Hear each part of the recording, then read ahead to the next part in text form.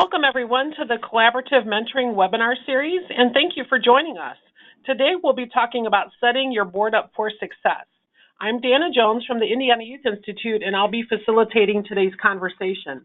This webinar will explore the importance of building a strong board for your program by delving into four main areas of focus: recruitment, onboarding, engagement, and board assessment.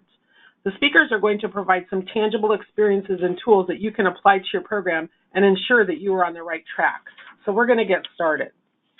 This webinar is part of the Collaborative Mentoring webinar series, which is funded by the Office of Juvenile Justice and Delinquency Prevention through the National Mentoring Resource Center and facilitated in partnership with Mentor, the National Mentoring Partnership. These webinars would not be possible without the planning team, which includes the mentoring partnerships shown on this slide.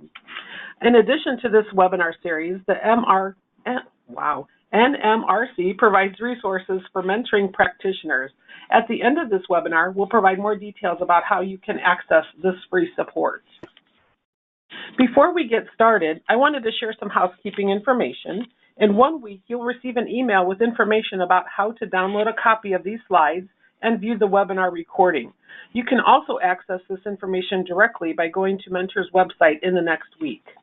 And to continually improve the series, we're looking for your input. A short survey will pop up as you exit the webinar. Please take 3 minutes to give us your feedback. We do want this to be a participatory experience, so please use the question box to ask questions throughout the webinar.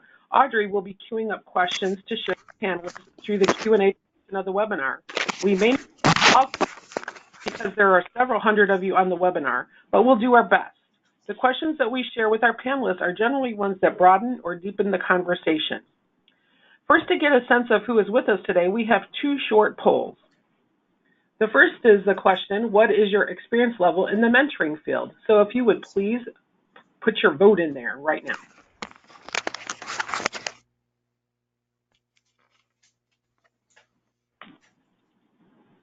We'll see what where everybody lands.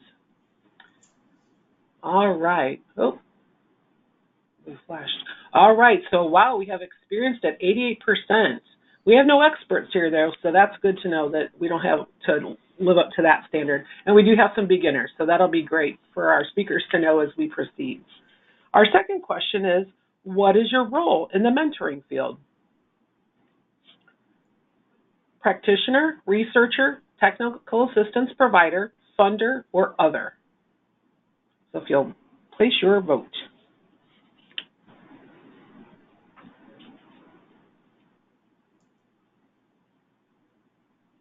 I feel like we should have some Jeopardy music. All right, and our results are, we have a lot of others, but besides that, we have a lot of practitioners, so that's really good to know the background from which you come, so that helps us.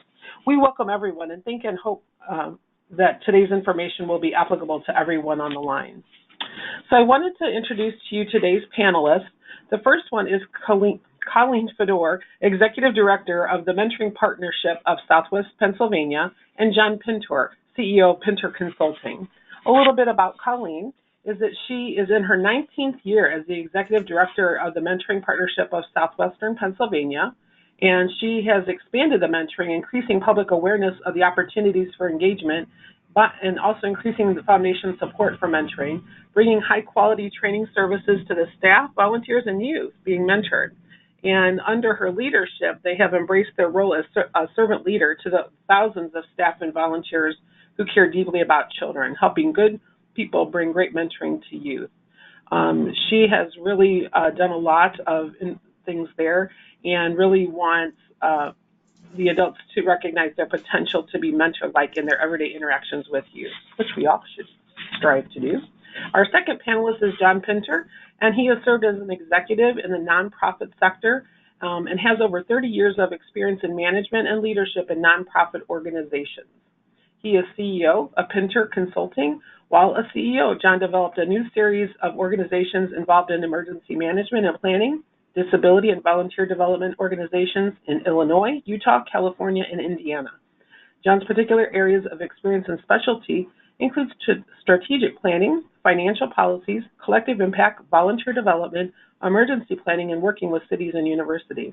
He's also an adjunct professor at the University of Notre Dame Mendoza College of Business and is a consultant for the Indiana Youth Institute, where he works with a variety of nonprofits, educational institutions, municipalities, and small businesses. So for today, Colleen's going to kick us off, and then we'll transition to John's portion, and Colleen's going to start talking to us about recruitment. Colleen, take it away. Thank you so much, Dana, and thank you everyone for the opportunity to join you today. It's my pleasure to start off with the beginning, right? Where do we recruit great board members? The importance of recruitment could not be stressed more. If you think about Jim Collins' book, Good to Great, one of my favorites, he talks about having the right people on the bus, thus the bus photo you see in front of you. So you need not only the right people on the bus, you need to get the wrong people off the bus if you already have a board in place, or as you build that board. And then lastly, once you have the people on the bus, you need to make sure they're in the right seats, right? They're prepared to do the work that needs to be done. So how do we determine who are the right people and what are the right seats for those people? One of the simplest, or in the 4 areas that we look at and that you'll find in the literature, is around what are the skills that you need to accomplish your strategic goals. Finding those individuals with the skills and the competencies. What's the combination of observable or measurable skills and abilities and personal attributes that will contribute to that individual's enhanced performance, that will help them do their job as a board member to help your organization meet its strategic goals? What are their life experiences? For example, do they have experience, if your board is a mentoring partnership like mine is, do they have experiences with mentoring or with youth development? What can they bring to the table with their lens, right? And then what attributes can they add to the team and be a part of? So if we could move to the next slide, I believe we have the matrix to show you. We're moving on. There we go.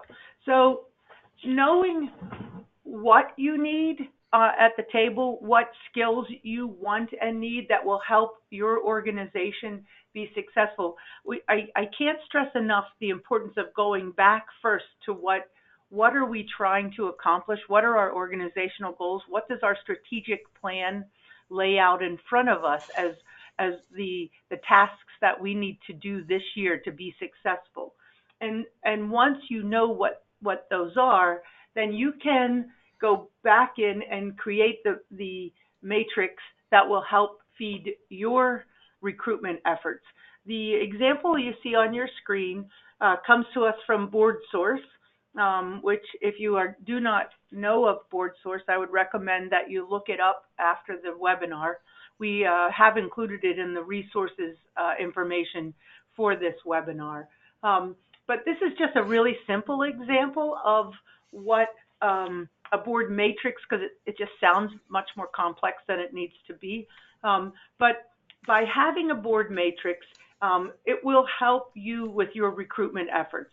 It helps you first assess who's already on the board, what your current board composition is, and it helps you identify areas and opportunities that you can diversify and expand your board. We're all very different. Every organization is different. Our needs are different. Our communities are different. The goals that we have in front of us are different. And so there's not really a matrix that is the one size fits all, but this is a good example of information that you may want to include in your board matrix. So we'll just look at this briefly. If you begin with the areas of expertise or the qualities that leadership qualities that individuals may bring. For example, you'll see on here things like marketing and public relations, strategic planning. If you are planning to relocate your offices or have a need for someone with real estate or engineering or physical plant skills. Those don't apply to all of us, but they may apply to some of us. And when you need them, right?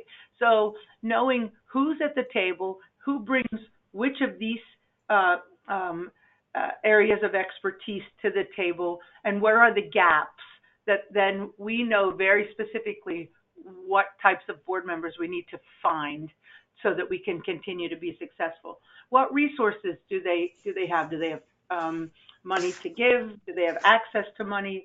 Do they have, are they willing and able to actively participate in resource development? I would say there's near one of us that doesn't have fund development or fundraising as a resource that or a skill set that we want board members to have. Maybe that would be the universal. We want all of you to have that skill and others.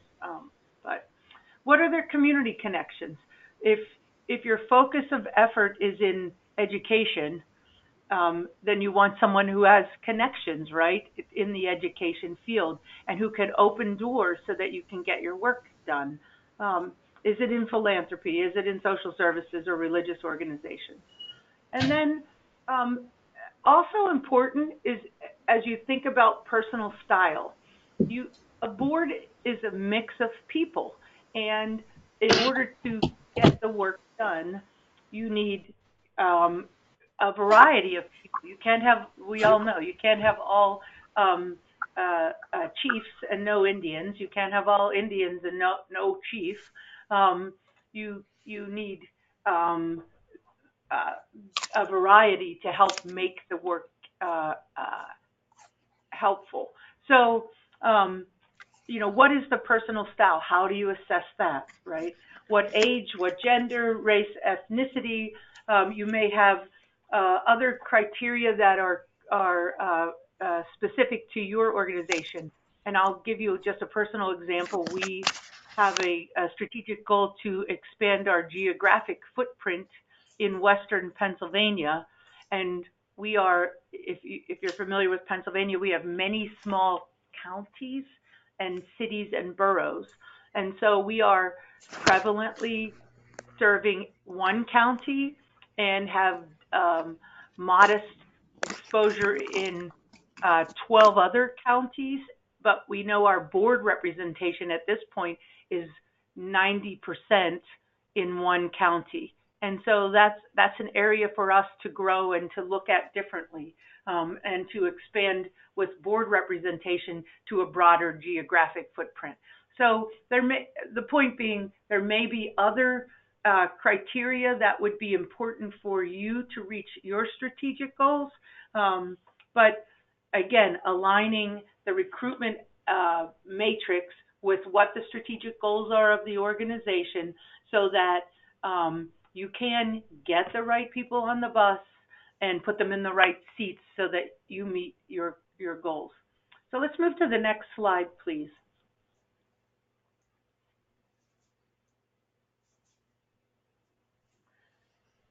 Okay, we have another poll that we would like for each of you to take, just so that we can make sure that what we're doing is relevant. So if you could take a moment to just think about, what's the most challenging aspect that you face working with a board of directors? Is it identifying and recruiting new board members? Is it successfully orienting them so that they can be great board members? Is it maximizing their engagement and their effort for the work, or is it assessing board performance? So you get to pick one, not all. Some of us sometimes would like to pick all of those, but give us your feedback.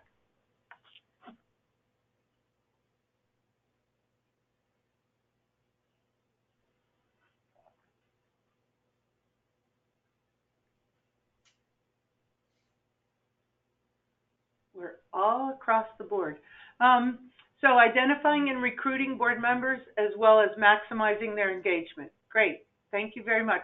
And I think we have a fair amount of discussion today on those two. All right, we'll move to the next slide. Thank you. So it's interesting. I love this little visual of we need new board members, and I think I'm as guilty of that as anyone when I'm just speaking with my nominating and governance committee, or whether I'm speaking to the whole board. We happen to have a very large board, maximum 30, and typically in the 23 to 26 person range. And sometimes we're guilty of that. Just we need new board members, but what it's not that we need new board members. We need new board members who bring these skills, this attitude, and who will do this. And I think if you put that lens to it, we need additional members and leaders who will bring these skills, this attitude, and who will do this. Is a more strategic way to look at that, versus just, hey, sign up your friends and bring a few other people here. There are steps to this. Just because you identified someone doesn't make them the right candidate, right? So that search of finding the right people to be on the bus is really important, and it takes time, and it should be well thought out. So if we go back to the previous discussion where we're talking about what skills, what competencies, what life experience, what attributes we want these people to the next 2 new board members or 5 new board members to bring to the table, then that helps us narrow down what are we looking for. How do we find those people who fit that very specific criteria? Once you do identify potential candidates, and we're really careful to just keep referring to them as potential candidates, not new board members, right? It's important that you take the time to sit down, meet with them, and you interview them. Typically, people, the interview process is like hiring a staff member. It's your place to get clarity on what are their skills, what's their motivation, why would they want to serve on your board, what would they bring to the table, what do they think they have to offer to support the strategic goals of the organization and the overall effort.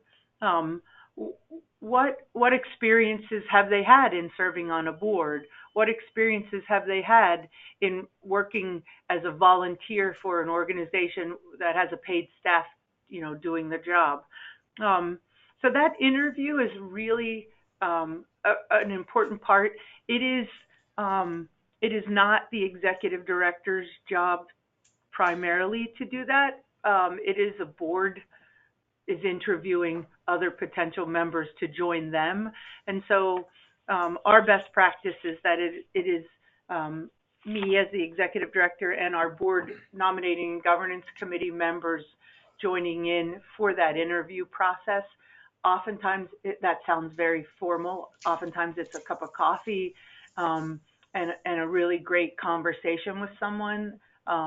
It also is our chance to inform that potential candidate about what the expectations are, what our strategic goals are, to give them more information about what it means to be a board member at the Mentoring Partnership, what we expect from them, what they can expect from us, how they are judged on success, what a successful board membership, board engagement looks like. And then we wrap that up with a overview of what the process looks like. What's the next steps in the process, and what should they expect from us? And then afterwards, without that potential candidate in front of us, the nominating and governance committee members and staff have an honest discussion around that potential candidate's likelihood to be a successful board member for us. What do they bring to the table? Why would we want them or not want them to serve on our board? I've been involved in so many organizations who have been eager to get new board members and rarely take the time first to determine why you would approach someone. Almost more like the shotgun approach, like we're just going to yell out and see who comes to the table and be glad that they said they would serve. And it's like making a bad hire when it's hard to change and go backwards once you bring someone on without all of those right steps to ensure that they're going to be successful.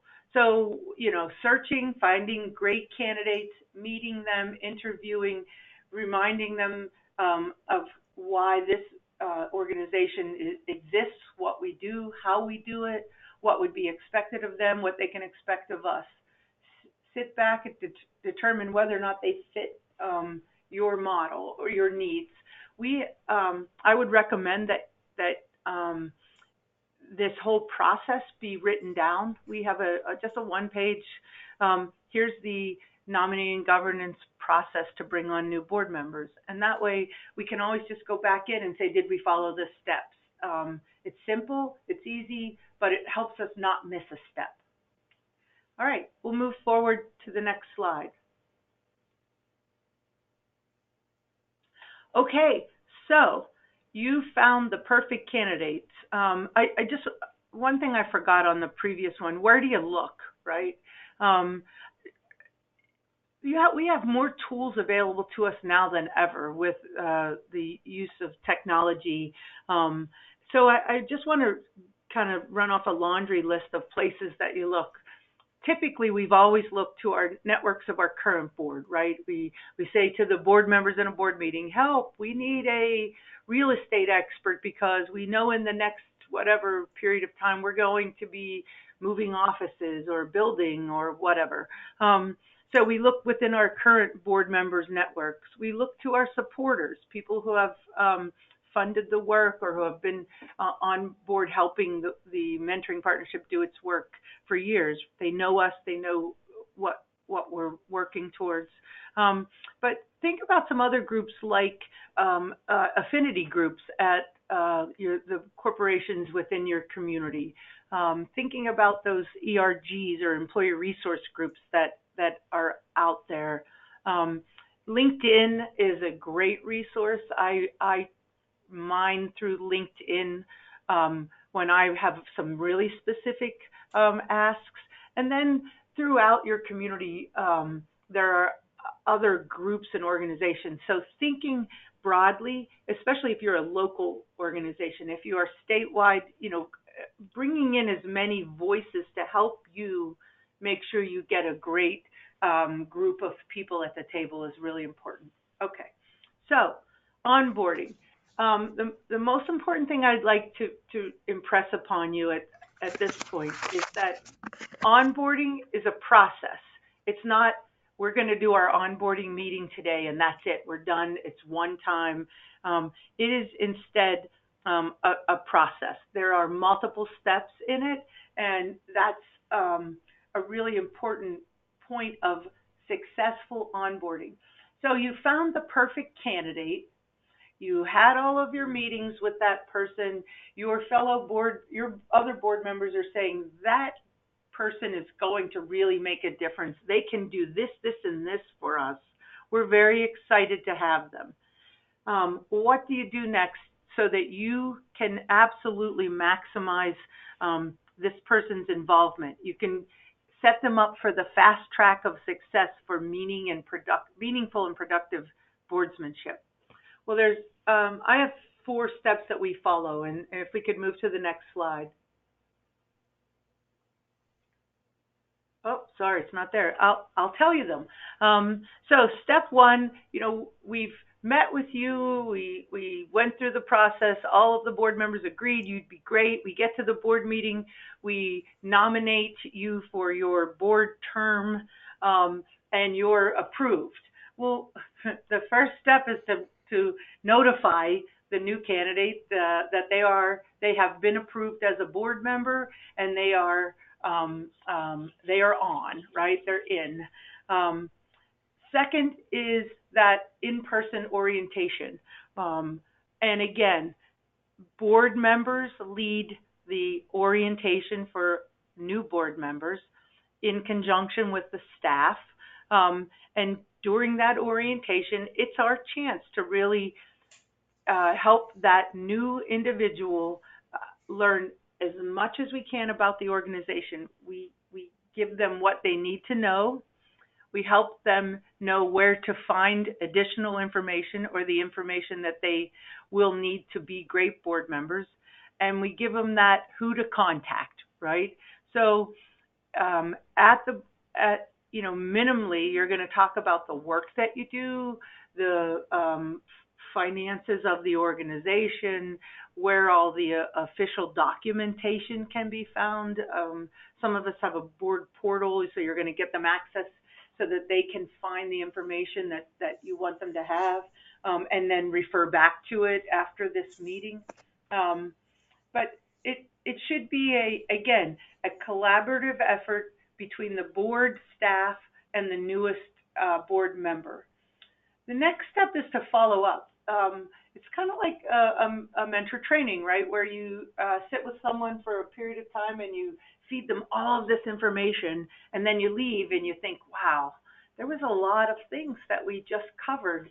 I wonder if they have any questions. Is there anything I can provide more clarity on? So that follow-up, either from a board member or the staff, just to let them know that we're here. We want you to be fully engaged. Is there any questions? Then lastly, you get them ready for their first event, the board meeting or an event of the organization, but setting them up so that they feel prepared and aren't lost, saying, boy, I just joined this board, but I don't know what's next. Honestly, the success of onboarding a board member is that when you're done, the new board member should feel connected, right? Feel engaged, feel like they're excited to make a difference and contribute. And they know what why they were accepted or invited to join this board. They know what specific skills, attributes, competencies, experiences they're bringing to the table that were valued and will add to the team. And they're ready to jump in. And that is, I think, a really key part of, was this successful recruiting and onboarding? Is this person going to really contribute? Okay, so that was a whole lot of information about recruiting and onboarding. And again, at the end of this webinar, there's a nice laundry list of resources that are available that are much more comprehensive around these topics. So we'll be sharing those at the end. And at this point, I'd like to turn it over to John. All right. Good to be with you. I hope you can hear me. And if we could move to the next slide. So here we are. We've done a great job recruiting board members. They are onboarded well, and we're ready to get them to work. They walk in the door full of passion, and it's our job now to figure out how to channel that in some way. It looks like half of you said that your challenge, the biggest challenge of those four that we presented there, was what to do to actually engage these folks. So what I'd like to do is spend a few moments now talking about that with some ideas. And while there's a lot of different ways that we can actually engage board members, I'm going to focus in on just a couple of those in order to give a little bit of depth to it. So as we do it, I want to mention that I, by nice circumstance, this morning had a conversation with folks from the My Brother's Keeper initiative, of which one of the pillars of participating in that is this idea of mentorship, and that's what actually brought me into great contact with the mentoring partnership, was some training that's been done out there. So what I'll talk about today will be of a general and broad nature around board engagement, but trying to make it specifically tailored to working with organizations that rely heavily on volunteers in order to carry their workouts there. So the two goals here that I'm talking about for board engagement, first one there is to tap the full potential of your most important volunteer asset. So where do I get off saying something like that? If we're working with a bunch of mentors who are working themselves as volunteers, giving of their time, working with at-risk youth and trying to help young adults succeed in things, how can I say that that's not the most important volunteer asset? Well, I stick my neck out on that for this reason alone, is that the board itself is the group that's charged with pulling this platform together, helping your organization even exist. They have a lot of duties beyond whatever they might do as a volunteer mentor and supporting those folks to make sure that the organization succeeds, so that mentoring relationship can even take place. So they're not no better nor worse than anybody else, but they have that additional mantle of corporate responsibility with it. They have the legal authority. They have to work on fundraising and things like that. And so for boards to succeed, I like to think of them, and this is an idea that I've copied from my colleague and co-trainer Tom Harvey, is like boards primarily have to help the organization financially to succeed. And that means both making sure the money's spent well, but also brought in. They have to think strategically and be great communicators for the organization's mission and make sure that they're serving the community.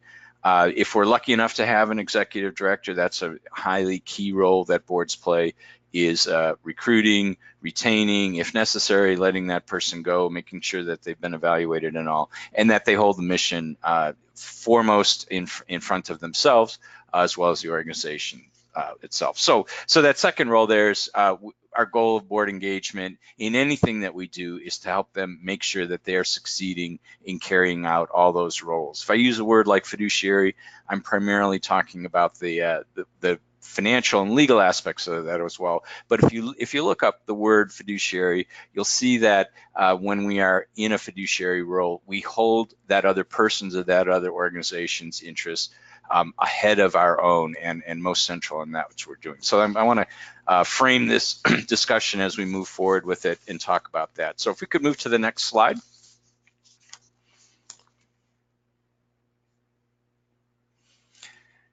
When we look at thinking about what constitutes there's board engagement, I mean, you sort of can't not engage the board in any way, but we're trying to get here as what's some positive ways of engaging. So if we engage the board by not being in communication with them, by assuming they'll train themselves and all, that's a kind of engagement that's likely to be considered as negative.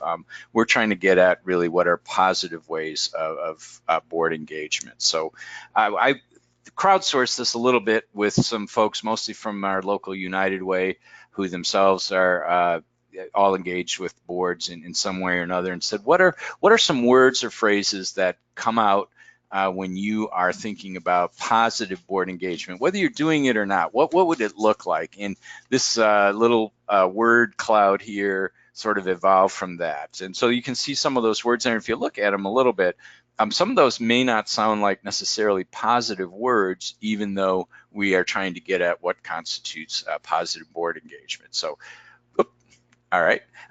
So we'll stay in this for just a moment here, but some of those words there, if you see things like they understand it, they analyze things, they're benchmarking, they're connectors in a way. When you look at the what would you really be saying is happening with the organization? It's that they are aware of what's going on with the organization, involved in a positive way, that they understand the roles of boards against what staff, so the management versus board leadership kinds of questions that can come up. Boards can, if they decide to, they can run things however they want to. We're trying to work them towards what are considered best practices and in the best interest of the organization.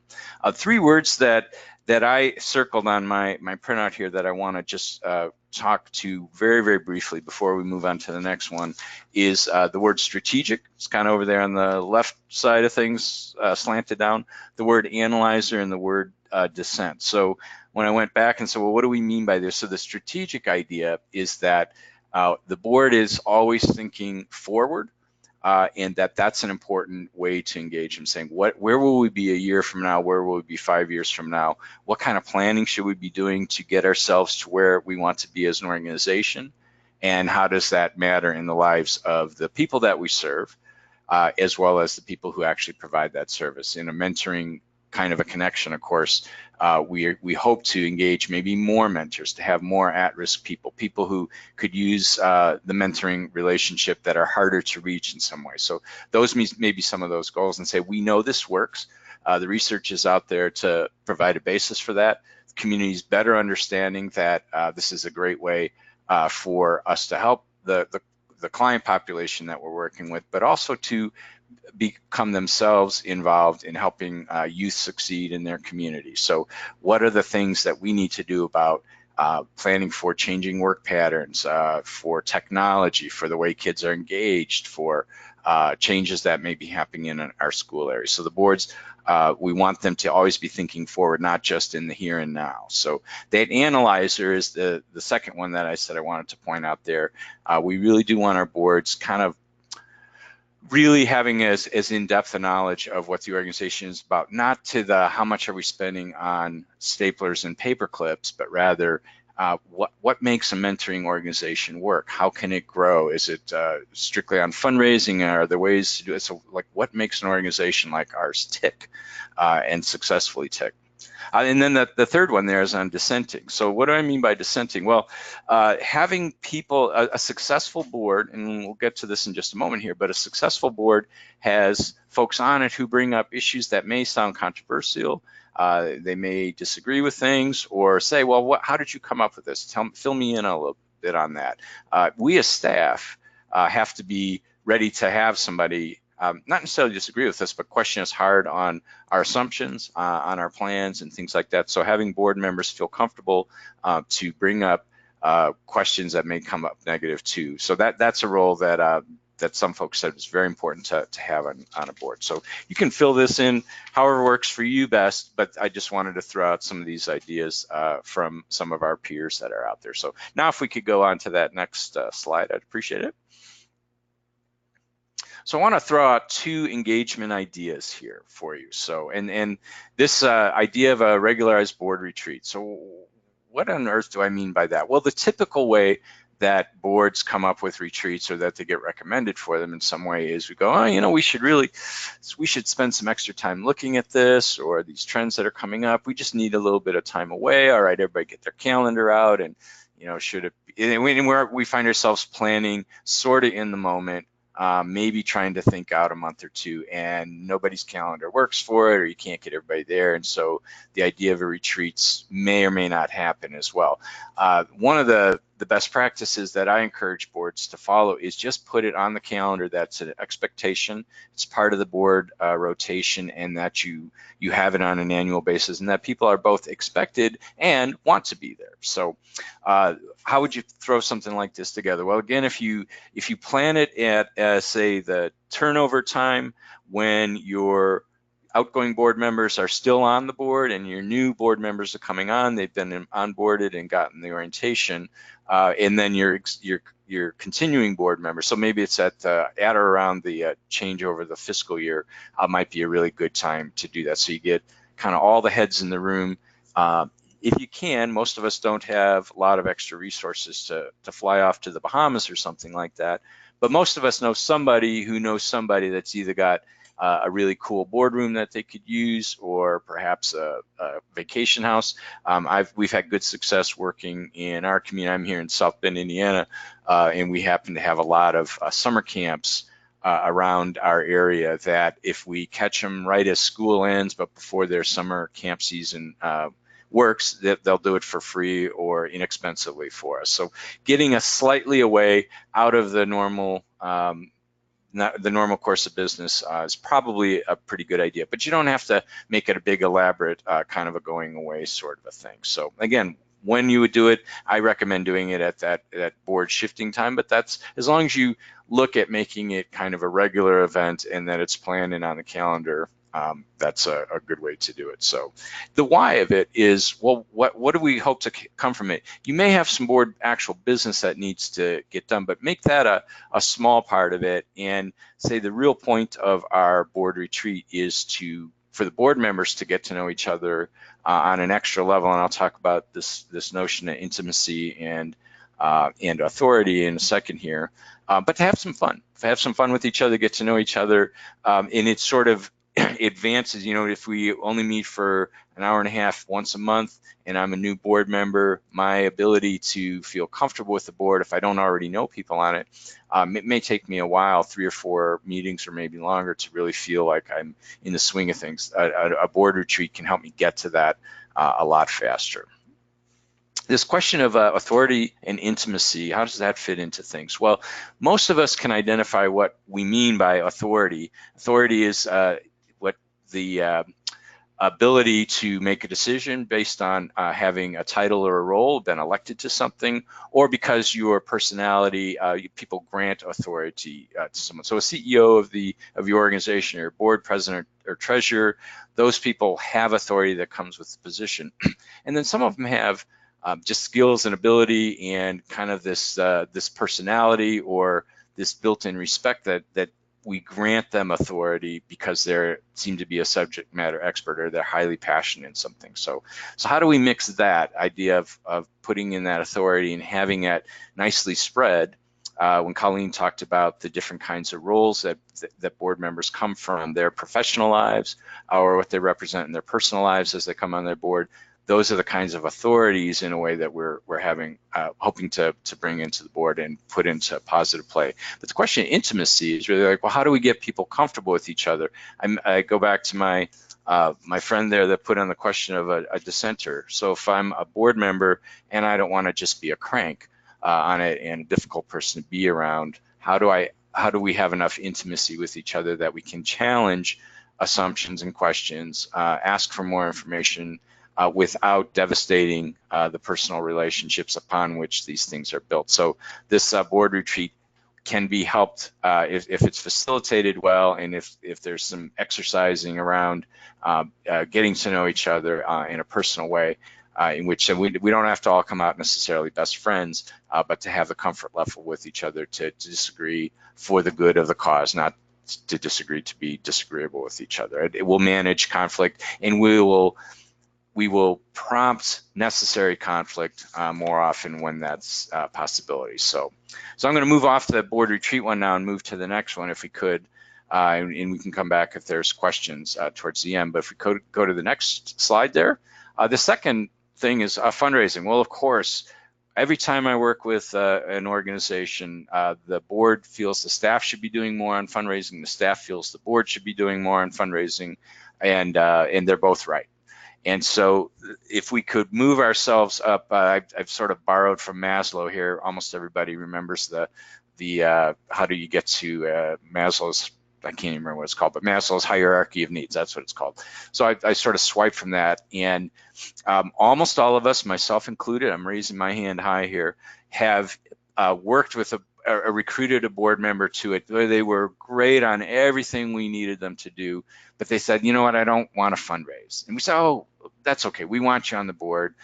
We take care of that, not to worry. Well, we shouldn't let up on that. Everybody on the board, as well as really everybody involved with the organization, is involved in some way with this idea of fundraising. Now, normally when I teach a class and I go through these 5 steps, I'm just going to ask you to imagine starting at the bottom there and working our way up to the top, and give a quick notion of what each of these things means. So, and I think a successful board has everybody engaged in fundraising at some level, and that it shouldn't be excused away for anybody. But if you can work your way into this. I had a great board member who wound up being a board president for the organization that I used to be with, and he said, I absolutely won't do any fundraising, and we let him on the board anyhow, and it was a good thing because by the end he had worked himself up this ladder. And it started with saying at every board meeting we're going to talk about fundraising. We had a 15-minute session in which we talked about who are our prospects, who are people that have given, who should be on our list, And we passed that around, talked about it as board members, and everybody, whether they were going to ask someone or not, would say, well, I know John Smith there, and he just changed jobs, or he believes in the stuff that we're doing in this way, and we would get information on it. And we would come up between each board meeting, we would have some simple plan for everybody to say, between now and the next one, these kinds of things are going to happen with a limited number of those donors or potential donors, whether they were individuals or companies we were seeking support from. And so we put a plan together, and everybody walked out of there with one little assignment. It may not have even been to call that person and ask for anything, but to research it or to bring back another couple of names or something like that. So that was a way for a easy entry level kind of way for folks to get involved with fundraising. We moved that up a step and said, well, everybody can be involved in thanking. And so that same list, when people actually gave, particularly people that we were hoping to put on the list for major gift possibilities with it, we would say these folks gave over the course of the last month or two, relatively recently. Let's pass out the list and everybody take home 3 to 5 names and just call them and thank them at your convenience, on your time, and with a notepad, and get whatever they tell you about it. And just say, I'm calling to say thank you. We noticed you gave a gift to our mentoring organization. We really appreciate it. And then wait for the panicked person on the other end to say, what are you calling about? Are you asking for money? You say, no, we just want to say thank you. It was noted and we appreciate it. And then you typically will find that if you've gotten through caller ID, okay, to be honest, but if you've gotten through that and not had to leave a message, that people will give all kind of reasons as to why they gave, what they like about your organization, maybe some ways you could improve it, and you write that down, and again, you say thank them at the end. You bring that in at the next board meeting and let if you have a development staff person or somebody who's tracking that kind of information, we'll get that uploaded. And then we'll have a lot more information on these folks, and we didn't have to ask them for money. So that third part is being present and an ask. Some of you have probably heard of things like Benevon or point of service kind of events where you're encouraging people to come into your organization, whether you have a facility or a service site, or maybe you work with a school. Invite people that you think in the community should know about it. You're not doing an ask necessarily with something like that. You may just be showing off what you're about, and it's well planned and tightly organized, and you invite folks in and talk about these success stories for your organization. Having board members present at something like that, even if they're just welcoming folks at the door, it helps get them in the mode of, I'm around people that someday we may ask for money, and I'm finding that they're giving me positive feedback. They're glad to see me. They sense the importance that I put in this because I'm here.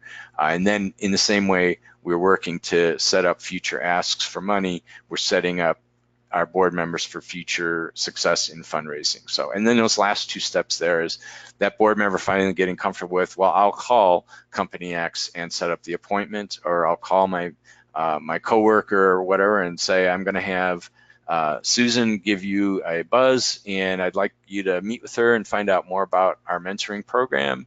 And I can come along if you want, but I just want you to know that that person comes with my high regard and blessing because I'm a board member of that organization, and it's hard to say no to a peer. And then that last step, getting them to actually be a part of the ask, is the most powerful way for board members to get engaged. It's not impossible to do.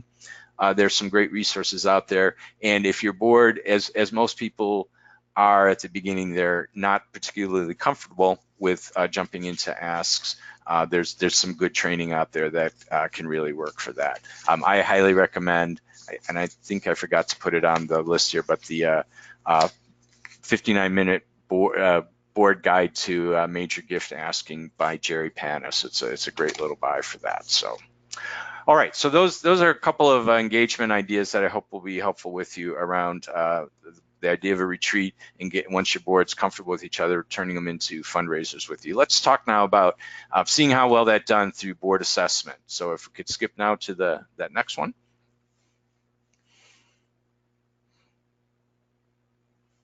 So what is a board assessment about? Well, you could externally review a board and have them, somebody come in and rate it.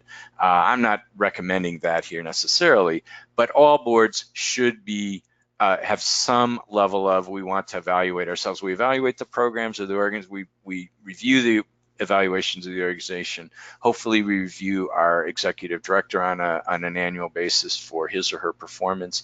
But like, how are we doing as a board? So having the board's ability to know how it's doing, not just based on how it thinks it's doing, but against best practices, I think is an important annualized kind of event that boards should do. And the second part is to say, we are approving of and creating organizational outcomes that we expect to happen. Are we holding ourselves accountable for our part in that as well, particularly around the questions about bringing in resources for the organization? So I think it's a very important function that boards typically don't necessarily get around to doing. So here's a couple of ways to look at that. BoardSource does have some great resources on simple kinds of evaluations that you can have as a discussion one day. And if your board's real well engaged with each other and doing a great job on that whole intimacy question and saying, what I can hear negative feedback in some way, or I can be a part of that, then you can maybe pull that off in a mature kind of a way. I recommend augmenting that with doing some kind of individualized type of assessment. I've taken those kinds of assessments that are out there that, again, are based on what are thought of as working with what we think of as best practices, the board sources of the world think as best practices, and giving each member a chance to do an online survey. It takes 5-6 minutes to do, but you're not under the pressure of what will other people think. You're really answering just for yourself, and then you pull that data together, perhaps at a board retreat or something, and assess what's going on with it. If we can go to the next one there.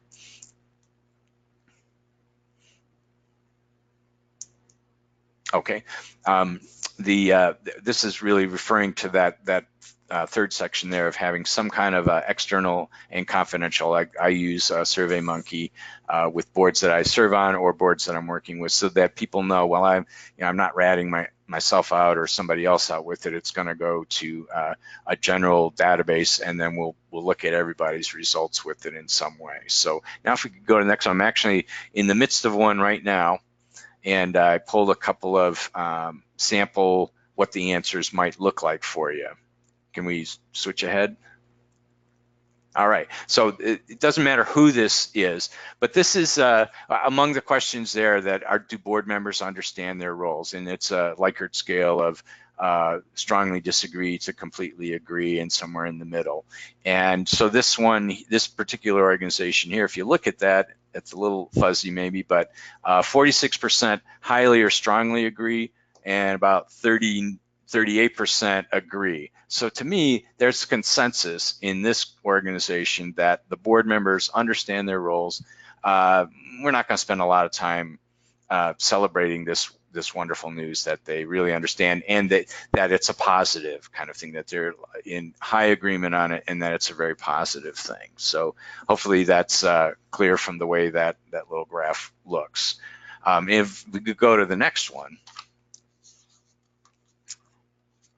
So this is one where the question is for the board members that a time is allowed during the board meetings for them to learn about the organization. And you can see a fairly widespread distribution. It doesn't allow, SurveyMonkey doesn't allow me to do it on a bell curve, but you can see that about a third are somewhere in the middle, less than about a quarter disagreed with it, about a quarter agreed with it, and then only 15% highly agreed with it. So this was something that might indicate to the board, we should spend some time on this. We've got some people who think they've got plenty of time to learn about the organization through our board meetings, and others who are saying, no, we're not getting enough time with that. Is there something that we can look at behind this? Now, if we all strongly disagreed, we'd have clearly something that we could discuss at a board retreat or build into our annual litany of board meetings that we're holding to make sure that we are addressing these needs in areas where board members are either confused, don't agree with each other very much, or they all agree on something that's sort of negative. So that is just a couple examples there. So when you're working on with this kind of data, you can just say to yourself, we don't have to worry about these areas where we're in agreement and the agreement's on something that's positive. Let's spend our time on board development around things that aren't doing as well. Fundraising is the one that almost in all cases comes up as something that everybody feels badly enough about that they want to spend more time with that. And so building in regular board fundraising training is a good resource as well. So I think that is my last slide there. Maybe you can jump forward and make sure that matches up. It is. All right. Thank you. I want to share this slide here is just a huge listing of resources that have been put together for everyone participating. If you look over on your control panel, it's also a downloadable PDF. You'll see the little red Adobe indicator there. So if you want to get this list of resources prior to when you can access the PowerPoint or present the recorded webinar, we wanted to provide these resources. Sometimes we just get excited and can't wait to dig in. So we wanted to provide that as a separate handout for you. So feel free to download that before we end today so that you can get that if you're interested. And again, it'll be listed in the recorded webinar. And we want to thank Dan Horgan for a lot of his work. And I know that Colleen's a big fan of Joan Gary, so you'll see that one as the fourth bullet point down there. She's got a blog and just a really great ton of resources available. So it's somebody that is well regarded in working with boards of directors. So, and I think we're going to turn it over to Audrey for some questions and see what we have coming. Absolutely. Thank you so much to the panelists and to our facilitator. We have a couple questions. So the first one comes from an organization. They said, I feel like we're so desperate for board members, just like volunteers, that we don't really assess our board candidates, especially when they're recommended by other board members or donors. So beyond interest in being on our board, do you have recommendations for what a mentoring program should be looking at as just a baseline, like that, you know, just baseline criteria that all board members should have? And that question is for John or Colleen. I use, this is John, obviously. I use the word passion. I've reread a thing about way we look at recruiting board members and how has that changed. And the thing that that we try to train people on is, yes, you do need to have that kind of diversity of backgrounds and talents and things like that. But if we really want to have good board members, we want to have people who are passionate about what it is that we're doing. So they don't necessarily have to be all the CEO types, in fact, that may work against us. These people that are willing to say, you know, mentoring is so important to me because I saw these positive things happen in some way, or, you know, I was mentored in my life and therefore I want to engage this. They're not, as a board member, they're probably not going to be in that exact mentoring role, but if they can speak with passion to that, we can fill, I believe that the organization can fill in some of the necessary blanks. And the second, I don't want to dominate the answer, but the other thing is to look at, are there ways that we have unintentionally created barriers to getting involved with our organization that are preventing us from getting those folks. I had this, an organization I'm working with right now said, you know, we are an all-white, mostly older male organization on our board, and no matter what we do to recruit people of color and younger people to it, we just can't seem to get them to stick. Well, when they had people of color and younger folks take a look at the way that some of the requirements, like you had to be engaged for this long, you had to be around for this many years, they said those things work against us. That's built to make sure that only people that have been around for a long time can actually serve on your board. So they radically looked at the way they had set things up, and when they removed some of those barriers that they didn't mean as barriers, they found success in actually getting engaged people that came from different backgrounds than they were used to getting.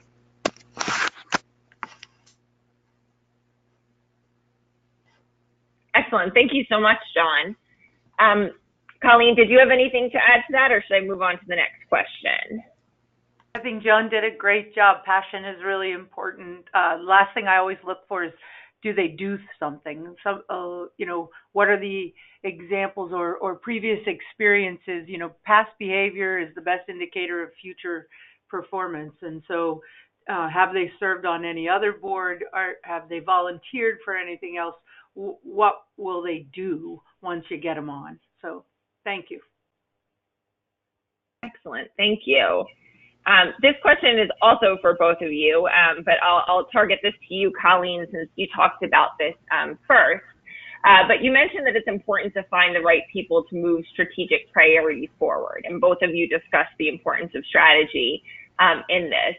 So this organization has a mission statement and a vision statement, but they don't have a strategic plan. So they're wondering what part a board can actually play in helping to develop that strategic plan and the strategic priorities for moving forward. I'll start.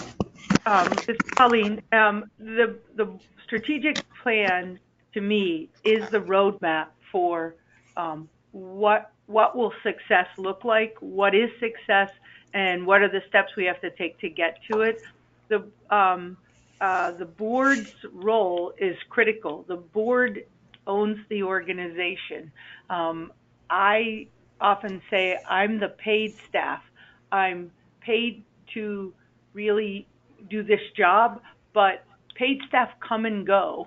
The board owns the organization. So it is their role, I believe, to set the strategic goals of the organization with my recommendations, my feedback, my knowledge of the work, but it is the board's job. So engaging the board along with an outside consultant, which whether that's a volunteer or paid, but someone to be the gatekeeper, the driver of getting the work done, is really one of the best practices around strategic planning. And from the mentoring partnership in Pittsburgh's role, we see the value of a strategic plan as the guiding document for all of our committee work, all of our board recruitment, all of our staff recruitment, all of our staff goals and performance reviews, all are hinged around that strategic plan. John, I'm sure do you have some things to add? Oh, that's a great way of looking at it. I think the board, in the case of the question, sounds like because nothing exists, obviously step one is for the board to decide, is a strategic plan likely something that we need? And it sounds like you think it is. If you're in survival mode, it might not be at that point. They're not substitutes for each other in some way. But deciding that we need to come up with a strategic plan is a good first step. And then committing to the amount of time that it will take, because it's at some level you're showing up a mirror to each other. You are then looking out in the world and finding out what else is going on there. I think of it as, we can float our canoe down the river and we might get to the sea, but without paddling. But if we might get hung up on the rocks and the shoreline. Like, what are the things we can do to strengthen our ability to get to our destination? And that strategic plan really helps develop that. Sorry if that sounds unintentionally poetic, but that's the metaphor. It's like you're going to wind up heading in that direction anyhow. You want to make sure that you're designing a sort of a preferred destination. Excellent. Thank you both for those contributions. John, this next question is for you, although Colleen, obviously, please feel free to weigh in as well, as with these other questions. So John, you discussed the importance of board member participation in fundraising and how this is just critical for board members. But many organizations encounter really varied levels of engagement in this area. So what recommendations do you have for setting clear fundraising expectations and then holding board members accountable when they're not pulling their weight? Well, for me, the floor is, if you remember back to that little triangle thing, was to say the expectation is going to be set. It needs to be stated up front that everybody helps out in some way and we'll help you get to it. Like, if you're not there yet, folks, we know how to get you there. So don't worry about that. We're not going to manipulate you and suddenly you're fundraising and didn't realize you'd been snookered into it in some way.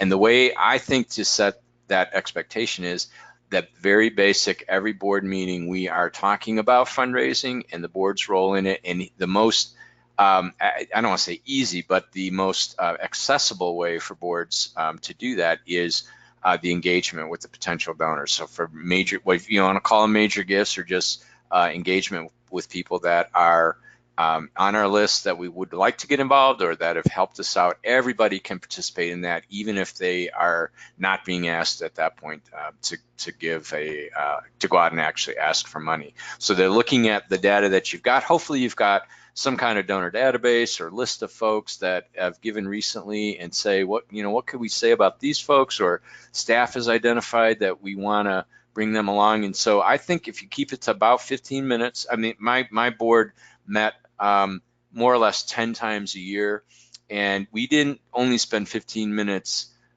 once a month talking about it. Actually, it was during the board meeting, we said we're going to devote these next 15 minutes. That's all we're talking about. We're looking at these lists. It's sort of like very different board work than looking at the strategic plan. We're actually looking at names of folks and who's on there and have everybody kind of participate, and you're really giving them an opportunity. I would set a floor like that, and then you'll be able to, over time, really sort of pace and lead your way to where not all of them, but some of them on the board are actually helping out with the asks. And we often talk about the importance of everybody on the board being themselves a donor in some way. I think that is part of it as well. People believe things that they say much more than they believe things other people say. So if you can say, I want you to give money and I'm a donor to organization X, I think that's a real important part too. That's great. John, can I just add one additional example of how we've been able to bring board members along in their fundraising engagement for the organization?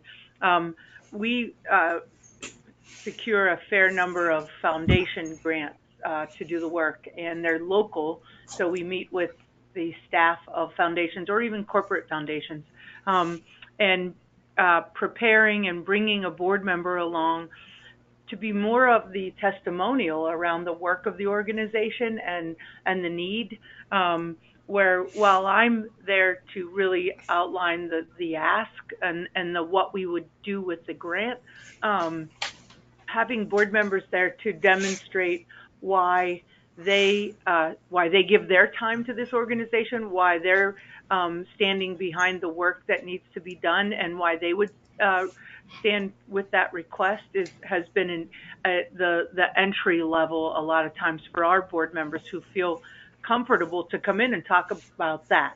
That's something they know and feel very confident with. And then I spend quite a bit of time preparing them so that when we get in there, there's no surprises. So that's just another example of how we help board members along in their fundraising activities. Wonderful. Thank you so much. I have just one last question, and this one's for you, Colleen. You had mentioned the importance of getting the right people on the bus and getting the wrong people off. So how do you say no when a prospective board member just isn't a good fit? And also, like, once they're on the board, if they're not a good fit, how do you get them off of there and seeing they need to get off that bus? That's a yucky job, isn't it? We just kick them. No. So let's just think about this for a minute. First of all, being careful that you don't just have this open, we don't have a, hey, we're accepting applications for who wants to be on the board of directors. We've been more strategic and more selective around doing that. And I do understand that that is probably a maturity stage of an organization. So, but just being careful that before you even set the expectation that they are a potential candidate, they fit what your organization needs. And if they don't, that's the first step of saying, thank you for your interest. However, at this time, our primary focus for board recruitment is in these areas, If it changes, I'll let you know. And so that's the first defining clear, narrowing who's at the table. Then there are always going to be mismatches, right? Someone who comes to the table and as you meet with them as a committee, you realize this really wouldn't be the right fit, whether it's their style, their resources, their expertise. Really, we already have those expertise, and it's just that honest conversation that says thank you for your interest and for your willingness. We want them to leave a friend of the organization still and believing in the mission and possibly helping us at some future date. But it is critical that you do the right thing, right? They are the right fit, or they are not. So before you get them on, making sure you take that time.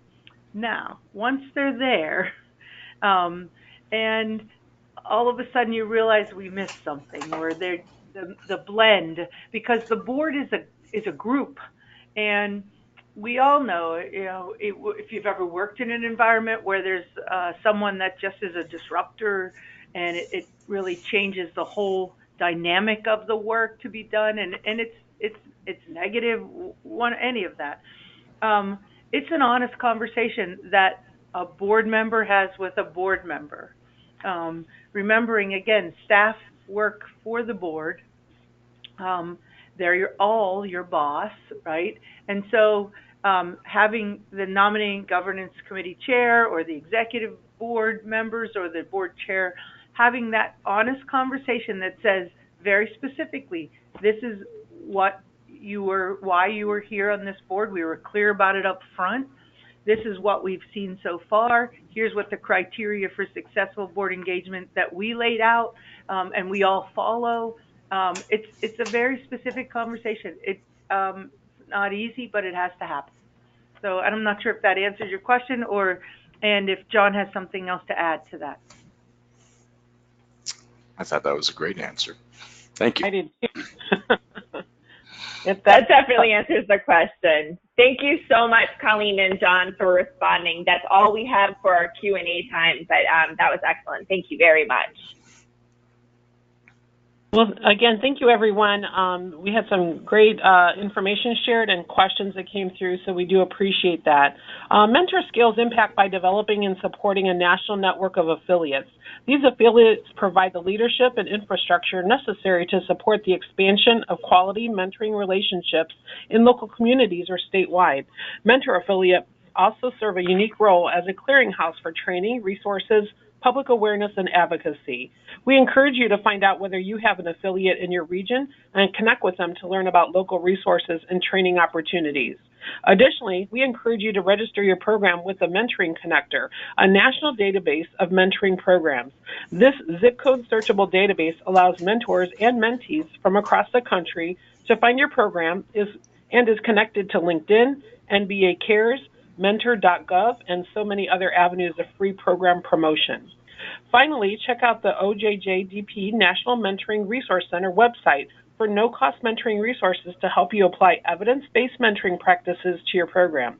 The OJJDP NMRC provides evidence reviews on mentoring models and mentoring for special populations, implementation resources from training manuals to mentor guides, reviewed by the NMRC Research Board, a blog featuring innovations and best practices for mentoring practitioners, and the opportunity to request no-cost training or technical assistance. As a reminder, 1 week after the webinar, all attendees will receive an email with a link to the Collaborative Mentoring Webinar Series webpage, where we will post the recording, slides, and additional resources. Also, don't forget, we want your feedback. At the end of today's webinar, please answer the short survey and help us make this series even better. Be sure to visit the CMWS page on the Mentor website for an archive of all past webinars and information about upcoming webinars. Thanks to everyone for joining us today. Our next webinar will be on November 15th on Mentoring Opportunity Youth, and we hope you'll join us for then. Thank you, everyone, for your participation today, and have a great day.